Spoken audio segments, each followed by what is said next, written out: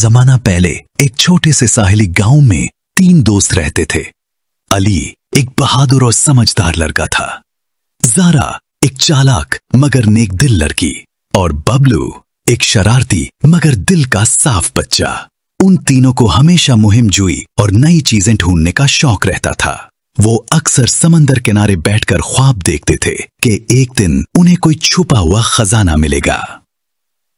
एक दिन अली को साहिल पर एक पुरानी लकड़ी की बोतल मिली। बोतल के अंदर एक पुराना नक्शा रखा था।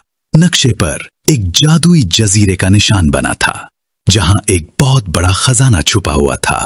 अली फौरन ज़ोरा और बिबलू के पास भागकर गया और नक्शा दिखाया। ज़ोरा ने आंखों में चमक के साथ कहा, यह तो वाकई खजाने का नक्शा लग रहा है, हमें जरूर जाना चाहिए। बिबलू खुशी से उछलने लगा, खजाना खजाना, मैं तो सोने के सुक्के लेकर आइसक्रीम खरीदूंगा।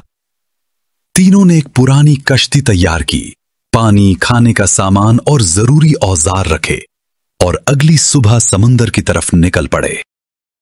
कुछ दोस्त डॉल्फिन कश्ती के साथ तैरने लगी और आसमान पर कौसर कज़ा भी निकल आई।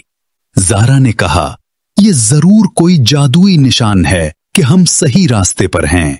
तीनों दोस्त जंगल के अंदर गए तो एक बड़ा सा गार मिला। गार के दरवाजे पर एक देव पहरा दे रहा था। देव ने गर्जदार आवाज में कहा, जो अंदर जाना चाहता है उसे अपनी हिम्मत साबित करनी होगी।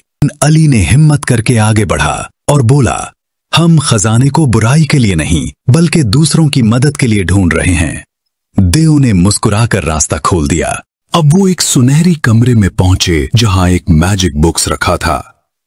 बुक्स के पास एक चमकता जिन खड़ा था। जिन ने कहा, यह बुक्स सिर्फ सच बोलने वाले के लिए खुलेगा, झूठ बोलोगे तो हमेशा के लिए यहां कैद हो जाओगे। जिन ने पहला सवाल अली से किया, अगर ये खजाना तुम्हें मिल जाए तो क्या करोगे? अली ने जवाब दिया, मैं उससे अपने गांव के लोगों की मदद करूंगा। फिर ज़ारा से पूछा गया, तुम क्या करोगी? ज़ारा ने कहा, मैं इस खजाने को बांट दूंगी ताकि कोई गरीब भूखा ना सोए। आखिर में बबलू से पूछा गया, और तुम? बबलू पहले तो हकलाया, फिर बोला, मैं सच कहूंगा, पहले मैं सोच रहा था कि सब आइसक्रीम खा लूंगा, लेकिन अब समझ गया हूं कि दूसरों के लिए इस्तेमाल करना बेहतर है। जिन ने खुश होकर कहा, तुम तीनों इम्तिहान में कामयाब हो गए।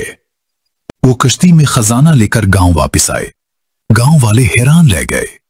अली, ज़ारा और बबलू ने स्कूल बनवाया, बीमारों के लिए दवाखाना बनाया और सबके चेहरों पर खुशी ले आए। अब वो सिर्फ गांव के हीरो न थे बल्कि सबके दिलों के बादशाह बन गए थे।